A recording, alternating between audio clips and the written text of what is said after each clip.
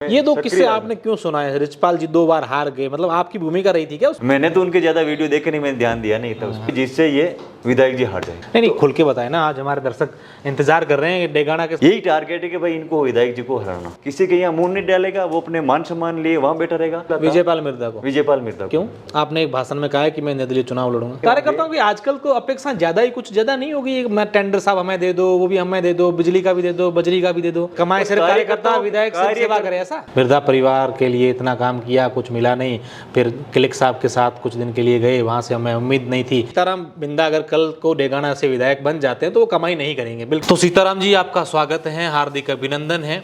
ये अनकट आप हमारा एक नया शो है और इस शो में हम आपसे जो कुछ पूछेंगे, जो आप जवाब देंगे, जो हमारी बातचीत होगी, वो सारी की सारी अनकट हमारे दर्शकों को दिखाई जाएगी।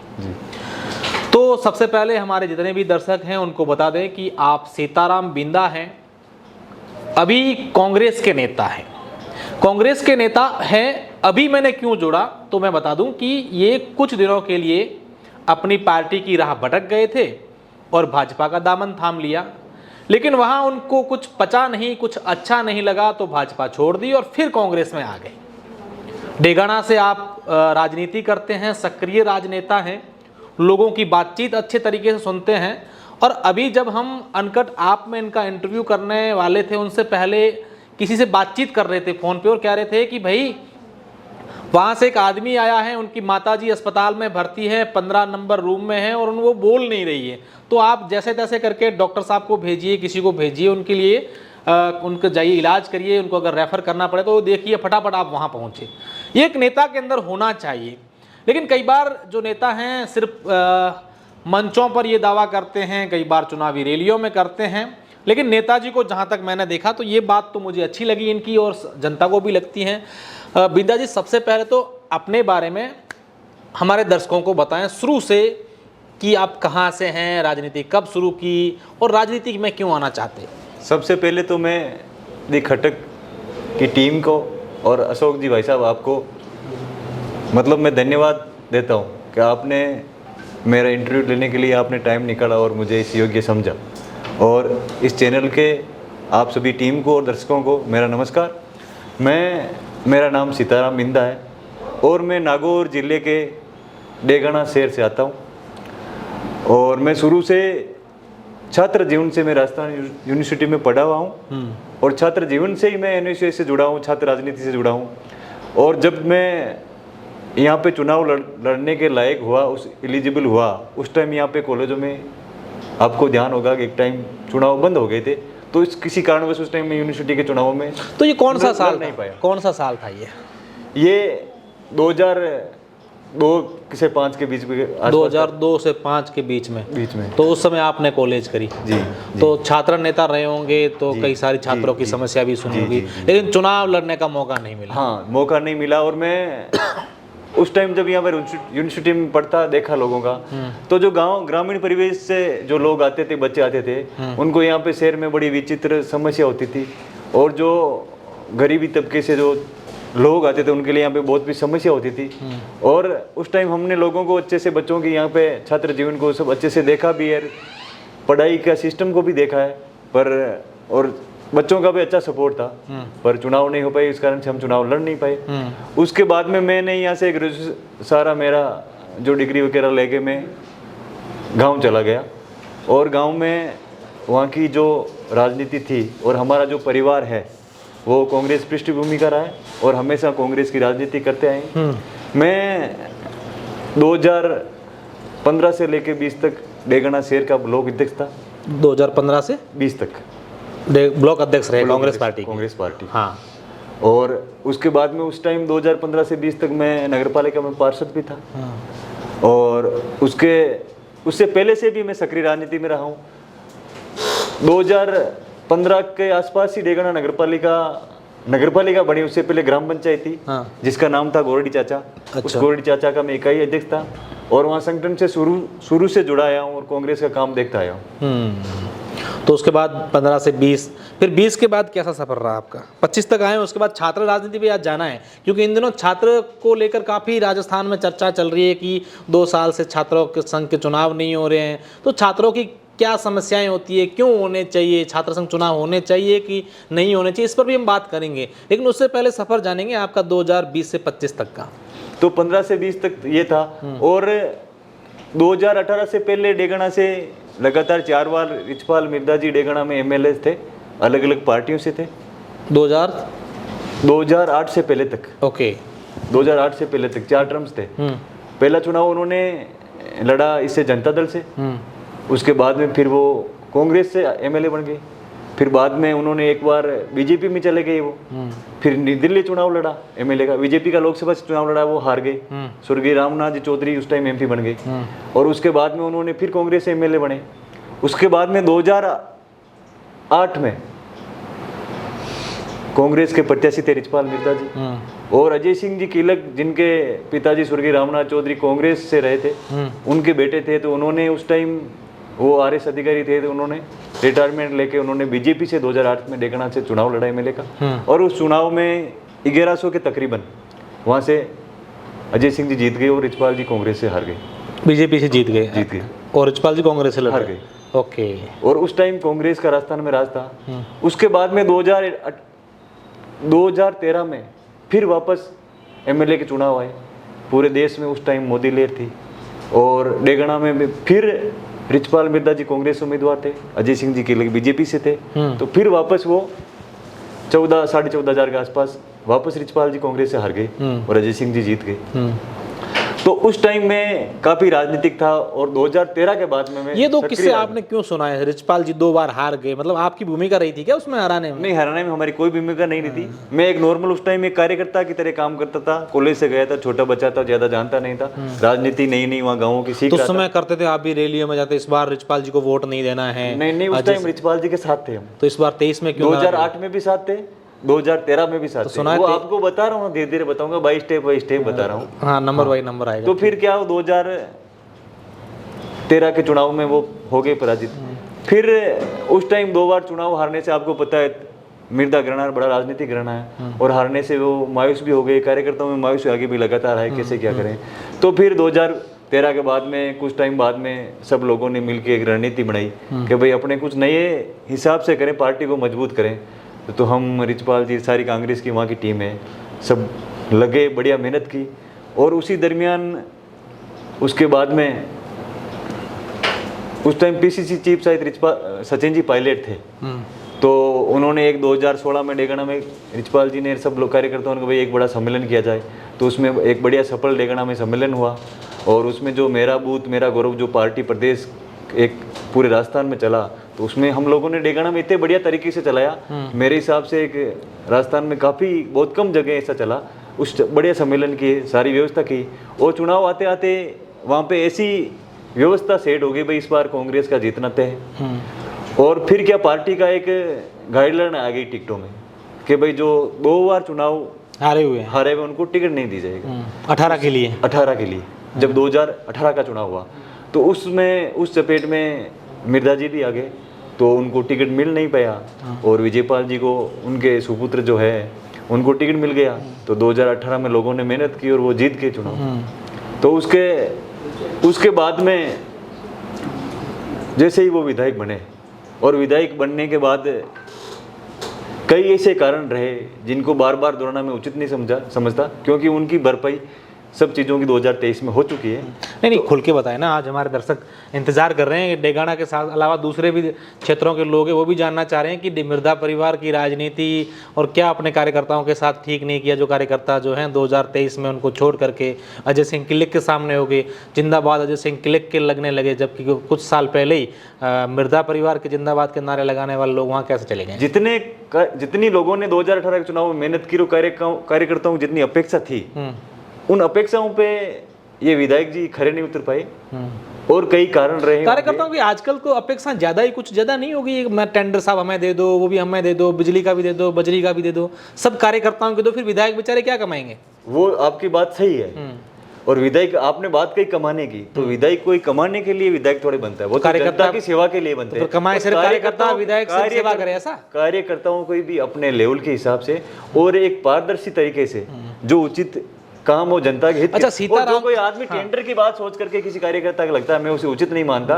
राजनीति को व्यवसाय नहीं बनाए, राजनीति को सेवा का तो माध्यम ये बनाए। माने कि सीताराम बिंदा अगर कल को डेगाना से विधायक बन जाते हैं तो वो कमाई नहीं करेंगे, बिल्कुल सेवा करेंगे, ऐसा? बिल्कुल सेवा करता आया हूँ और मैंने तो किसी भी नेता के ये साथ- वादा कर रहे हैं, आप जनता देख रही बिल्कुल है। जनता और फिर देख रही हम है, वादा विधायक कर जब रहा बन गए तो हम इंटरव्यू करने बिल्कुल आप आएंगे आ सकते हो। और आपके पूरे खंगालेंगे कागज कहाँ आप कहाँ से कमाई कागज करें। खंगाल लेना और पता कर लेना कि भी सीताराम बिंदा किस टाइप की राजनीति करता है। मैंने किसी के साथ किसी भी नेता के साथ लगा तो मैंने गाड़ी में तेल भी मेरे जेब से भराया और किसी कार्यकर्ता से पैसे नहीं लिए, और कि कार्यकर्ता का काम हुआ तो मैं खुद गाड़ी लेके गया, उनके साथ रहा। इसी टाइप की मेरी राजनीति। ये अच्छी बात है और आज के नेताओं को ये करना भी। चलो अपन 20 पर अटके हुए, 18 के चुनाव हो गए, उन्होंने आपका काम नहीं किया विजयपाल जी ने कार्यकर्ताओं के, फिर क्या हुआ? फिर क्या हुआ तो फिर अनबन हो गई और मैंने 2023 के चुनावों में एमएलए का मैं दावेदार था और जो भी एआईसीसी और पीसीसी की तरफ से पर्यवेक्षक आए उन्होंने भी हमारे कार्यकर्ताओं की बात सुनी, रिपोर्ट भी दे दी। पर ऐसा कुछ सिस्टम पार्टी में आया कि भाई जो मौजूदा विधायक हैं संगठन उनके हिसाब से बना हुआ था और उनको किसी कहीं पे ज़्यादातर एमएलएज के टिकट कांग्रेस पार्टी ने काटे नहीं, तो उन्होंने टिकट उनको दे दिया। फिर मेरे क्षेत्र के लोगों को, कार्यकर्ताओं का बड़ा प्रेशर था और लोगों ने, इससे पहले मैंने काफ़ी लोगों से मीटिंग में भी की और भी की, तो लोगों ने एक ही राय दी कि भाई टिकट, चुनाव में टिकट मिले तो चुनाव लड़ना है, उसके बाद कोई भी फैसला हो तो सारे कार्यकर्ताओं को इकट्ठा करके फिर कोई फैसला लेना है। तो फिर जैसे डेगना से वापस 2023 के चुनाव में कांग्रेस पार्टी ने विजयपाल जी को टिकट दे दिया और बीजेपी पार्टी ने अजय सिंह जी किलो को टिकट और दे उस समय आप भी निर्दलीय की तैयारी पूरी कर रहे थे। दिया। मैंने तैयारी नहीं कर रहा था, मैं लोगों से, मेरे कार्यकर्ताओं को इकट्ठा किया। आपने एक भाषण में कहा है कि मैं निर्दलीय चुनाव लड़ूंगा। नहीं, मैंने कहीं नहीं कहा निर्दलीय चुनाव कोई बात। मैंने हमेशा यही कहा कि भाई जो कार्यकर्ता मिल बैठकर फैसला करेंगे उसी पे, चाहे वो मेरे को कोई भी फैसला वो देंगे उसके लिए मैं तैयार हूँ। तो सारे कार्यकर्ताओं ने मिलके फैसला किया। तो कहा था कार्यकर्ताओं ने कि चलो चलो चुनाव लड़ लो, या फिर मन से पहले ही था कि अगर ऐसा कह भी दिया तो फिर मैं नहीं लड़ूंगा, या इन्होंने ना दिया तो भी उन्होंने कार्यकर्ताओं ने, मैंने राय ली तो मैंने सबसे पूछा तो उन्होंने कहा भाई, उन्होंने एक ही चीज़ कही कि भाई अपना इस चुनाव में यही टारगेट है कि भाई इनको विधायक जी को हराना। तो लोगों का सबका फैसला था विजयपाल मिर्दा को। विजयपाल मिर्दा को। क्यों? वो सब लोगों के उससे उस टाइम आपको बताया ना, मैं पहले नाराजगी थी, नाराजगी, कार्यकर्ताओं के काम नहीं हुए। कार्यकर्ताओं के काम नहीं हुए, वो नाराजगी थी। अच्छा, होते क्या है वैसे कार्यकर्ताओं के काम, क्या क्या होते हैं? कार्यकर्ताओं साहब, कार्यकर्ता जब तक एक विधायक नहीं होता है तब कार्यकर्ता उसके लिए गांव में मेहनत करते हैं, काम करते हैं, और उनके कार्यकर्ता, जो मूल कार्यकर्ता होता है उसको काम से ज्यादा उनका मान सम्मान होता है। फिर विधायक क्या, विधायक बन जाते हैं तो वो जयपुर आ जाते हैं, लाइट लाइन में आ जाते हैं। जो गांवों में वो कार्यकर्ता, जो मूल कार्यकर्ता, जो मेहनत करते हैं, जिनकी वजह से जो विधायक बनते हैं, उनकी बातों को वो दरकिनार करते हैं, उनका टाइम पर पूछ नहीं करते। जो सच्चा कार्यकर्ता होता है, मेहनत करता होता है, वो यहाँ आके किसी के यहाँ मुंह नहीं डालेगा, वो अपने मान सम्मान लिए वहाँ बैठा रहेगा। पहले तो वो कोशिश करेगा कि भाई कार्यकर्ता की पूछ हो रही है, क्या हो रही है, साल 6 महीने तक। तो उसके बाद में यदि उसको रिस्पॉन्स नहीं मिलता तो वो किसी का आगे गिड़गिड़ाता नहीं, वो एक मन में खुन्नस लेके बैठ जाता है। और जब चुनाव आएगा, जब चुनाव आएगी तब इनका इलाज करेंगे, और जब तक वो ईवीएम पे वो बटन दबाता है तभी उसकी वो खुन्नस पूरी बाहर निकलती। उस समय और भी मेरा नहीं तो यही निवेदन है, जितने भी ये नेता लोग हैं, जो सब कुछ है वो अपने कार्यकर्ताओं की वजह है, और जो कार्यकर्ताओं को दरकिनार करेगा वो सच्चा जननेता नहीं है। कार्यकर्ता ही सब कुछ है। बिल्कुल, नेताओं को नसीहत दी है कि कार्यकर्ताओं को ध्यान रखना चाहिए अपने कार्यकर्ताओं को, नहीं तो जब ईवीएम पे जाएंगे तब अपनी खुन्नस निकाल देंगे। ऐसा कुछ 28 में भी होने वाला है। बिल्कुल। अच्छा, फिर 23 में आपने चुनाव लड़ने का निर्णय नहीं लिया? निर्णय नहीं लिया। सब लोगों ने बोल दिया कि भाई अपने को ऐसा काम करना है कि भाई जिससे ये विधायक जी हार जाए। तो सब लोगों ने बढ़िया मेहनत की और रिजल्ट आप सबके सामने हरा दिया। और जो लोग, फिर आप भाजपा में कैसे चले गए? भाजपा में देखो, मैं चुनाव, आप मेरा सोशल मीडिया देख सकते हो, वीडियो देख सकते हो। चुनाव में मैंने कहीं पे भी बीजेपी पार्टी के लिए वोट नहीं मांगे और कहीं पे कांग्रेस की कटाक्ष नहीं की।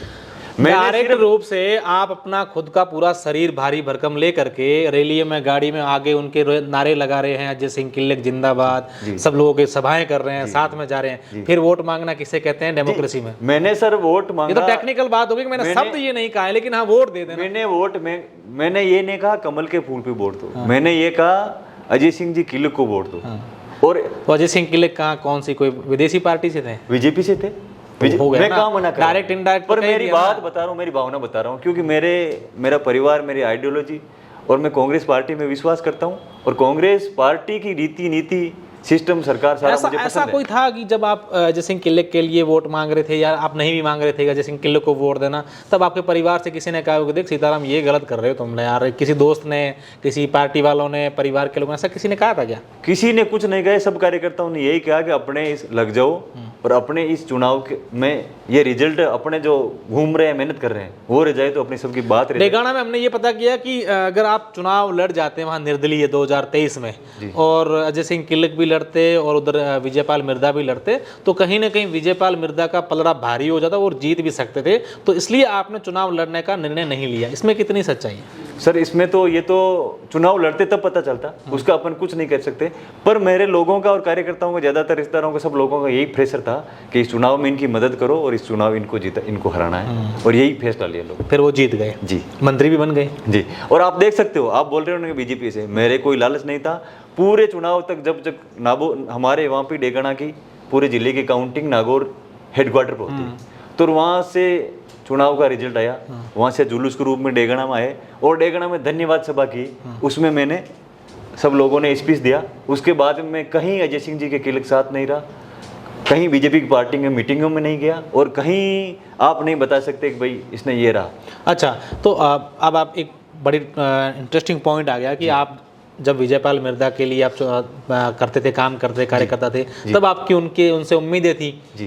एक कार्यकर्ताओं की उम्मीदें थी। हाँ, आप तो कार्यकर्ता थे ना 2018 हमारे जो कार्यकर्ता जिन लोगों ने 2018 के चुनाव में मेहनत की, उनको सबको दरकिनार कर रहे थे। हाँ, तो क्या अजय सिंह किल्लक के लिए भी आपने काम किया, कार्यकर्ता हो गए, फिर उनसे कुछ उम्मीदें थी? सर मैंने उनके लिए कार्यकर्ता, सिर्फ चुनाव में कार्यकर्ता बन के काम किया है, और बाकी उनसे कोई अपने कोई एग्रीमेंट या कोई हुआ नहीं। कोई उम्मीदें भी थी? उम्मीदें नहीं थी, अपने तो टारगेट वो था, उम्मीदें क्या थी। तो अब वो एहसान मानते कि यार सीताराम जी ने मेरे लिए इतनी मेहनत की है, उसकी वजह से मैं यहाँ जीता हूँ, तो यार इनके काम जो कुछ है मैं कर लूँ। अभी करते हैं कुछ काम आपके लिए? हम मैंने ना तो कोई उनसे उम्मीद थी, ना मैंने उनका, और न हमें कोई उनसे कोई ज़्यादा है कि भाई वो अपना एहसान माने। अपना फर्ज था, वो एक चुनाव का गाँव के लोगों के टारगेट बन गया, क्षेत्र की जनता क्या चाहती थी वो आपने काम किया। हाँ, तो अभी मिलते हैं कभी किल्लक साहब?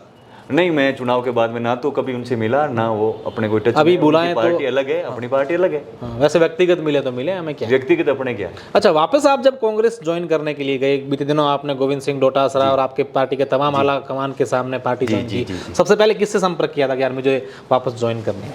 मैं लंबे टाइम से प्रदेश अध्यक्ष जो कांग्रेस पार्टी के ऊर्जावान प्रदेश अध्यक्ष है, जो आप देख सकते हो कि इससे पहले भी 2 बार राजस्थान में चुनाव हुए लोकसभा के, 25 की 25 सीटें बीजेपी जीत गई। फिर राजस्थान में 2023 में बीजेपी की सरकार बन गई।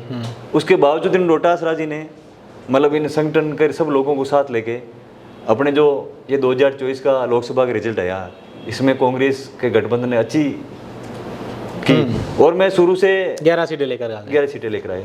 और जो विपक्ष पार्टी और जो लोगों ने जो 2023 के चुनाव में ये भ्रामक मुद्दा बनाया कि भाई कांग्रेस बुरी तरह हारी, उसके बावजूद आप देख सकते हो कि राजस्थान में कांग्रेस 70 सीटें लेकर आई, अच्छी सीटें लेकर आई। और जो गोविंद सिंह जी डोटासरा का जो एरिया शेखावाटी एरिया है, गंगानगर, हनुमानगढ़, इस साइड में कांग्रेस अच्छी सीटें लेकर, क्योंकि डोटासरा जी उस समय खुद चुनाव लड़ रहे थे तो इतना पूरे राजस्थान पर ध्यान नहीं दे पाए। हाँ, राजस्थान पर उन्होंने उनके हिसाब से जहाँ जहाँ डिमांड हुई वहाँ सभाएं की, और इस जो इनका बेल्ट है वहाँ पे कांग्रेस ने अच्छा प्रदर्शन किया। तो वो मौजूदा प्रदेश अध्यक्ष थे, तो हमने कंटिन्यू इनके संपर्क में रहे, और भाई मैंने इच्छा बता दी कि भाई मैं कांग्रेस में काम करना चाहता हूँ। तो फिर अभी कुछ दिनों पहले पूरे राजस्थान में 200 विधानसभा प्रभारी समन्वयक बनाए गए। उसी में हमारे डेगाना के समन्वयक जो जैतारण से ब्लॉक कांग्रेस अध्यक्ष हैं, और वहाँ पे सरपंच संघ के अध्यक्ष भी हैं किशोर जी चौधरी, उन्होंने हमारे डेगाना में उनको पर्यवेक्षक बनाया गया। तो उन्होंने वो डेगाना में आए तो हमारे कार्यकर्ता उन्होंने उनसे मिले, मीटिंग करवाई। उन्होंने पता किया कि भाई सीताराम मिंदा जो है विधानसभा चुनावों में थोड़े इधर उधर हो गए थे, वो कांग्रेस में काम करना चाहते हैं। तो उन्होंने यहाँ पे सारी ये लोकसभा में किसकी मदद की थी आपने? लोकसभा चुनाव में हम साइलेंट बैठे थे, और हमारे जो कार्यकर्ता ज़्यादातर हम खुल के नहीं आए उस चुनाव में, पर हमने पूरी कांग्रेस की मदद की। आप देख सकते हो मेरा गांव गोरेडी करना है, डेगाना नगर पालिका क्षेत्र में, जो विधानसभा में 118 नंबर तो हनुमान जी को जिता दिया। उसमें एमएलए चुनाव में वहाँ से बीजेपी ने पूर्ण 500 वोटों से लीड करी और वहाँ पे इस चुनाव में मामूली अंतर से कांग्रेस आगे लोकसभा चुनाव। इससे ज्यादा आपको मैं कुछ बता कांग्रेस नहीं, गठबंधन, कांग्रेस गठबंधन, कांग्रेस गठबंधन, हनुमान जी को जीता। हमारे कांग्रेस के उम्मीदवार थे वहाँ पे। हाँ वहाँ पे हम नागौर जिले में नहीं आते, हम राजसमंद में आते हैं, वहाँ से अच्छा, आप दामोदर जी गुजर थे। ओके, आप राजसमंद में, हाँ, जी, जय गण, हाँ। तो अब डोटासरा जी से हुई गई बातचीत कि भाई मैं अभी आया हूँ कांग्रेस में, आपके लिए भरपूर काम करूंगा, 28 वाले टिकट इधर उधर मत करना, वो मेरे लिए रिजर्व रख लेना आप। देखो मैं शुरू से ही आपको बताता आया हूँ, मैं काम में विश्वास करता हूँ, मैं तो आकांक्षी नहीं हूँ, मैं तो पार्टी के लिए काम करना चाहता हूँ, कार्यकर्ता बन के काम करूँगा। पार्टी जो भी फैसला सेवा का मौका देगी मैं उसके लिए तैयार हूँ। क्या विजन है डेगाना विधानसभा में, क्या चाहते हैं? सीताराम बिंदा क्या चाहते हैं कि यार डेगाना विधानसभा ऐसी हो जाए, मिर्जा परिवार के लिए इतना काम किया, कुछ मिला नहीं, फिर क्लिक साहब के साथ कुछ दिन के लिए गए, वहाँ से हमें उम्मीद नहीं थी, लेकिन अब मैं बनूंगा और मैं ये करूंगा हमारी जनता के लिए। विजन यही है कि आपको पता होगा कि मारवाड़ में दो ये जाट घराने हैं हमारे जो नागौर से बिलोंग करते हैं, एक तो मिर्जा परिवार है, एक किलक परिवार। मतलब मिर्जा परिवार लंबे टाइम तक इनकी फैमिली से राज करते आए और किलक परिवार भी रावणा, स्वर्गीय रावणा चौधरी जो डेगाना से 3 बार एमएलए रह चुके हैं, नागौर के एमपी भी रह चुके हैं, और उनके सुपुत्र जो 2 बार, तीसरी बार अब की बार डेगाना से एमएलए हैं। तो लोगों की, वहाँ के लोगों की एक ही मानस है कि भाई इन 2 परिवारों को छोड़ के कोई नया आदमी जो लोकल जो संघर्ष कर रहा हो, मेहनत कर रहा हो, वो कोई नया आदमी यहाँ पे मेहनत करे। तो उसी हिसाब से सब लोगों को साथ करके मेहनत कर रहे हैं। और मेरा मेन तो यही है कि भाई डेगाना में कांग्रेस पार्टी कैसे मजबूत हो, उसी पे काम करें।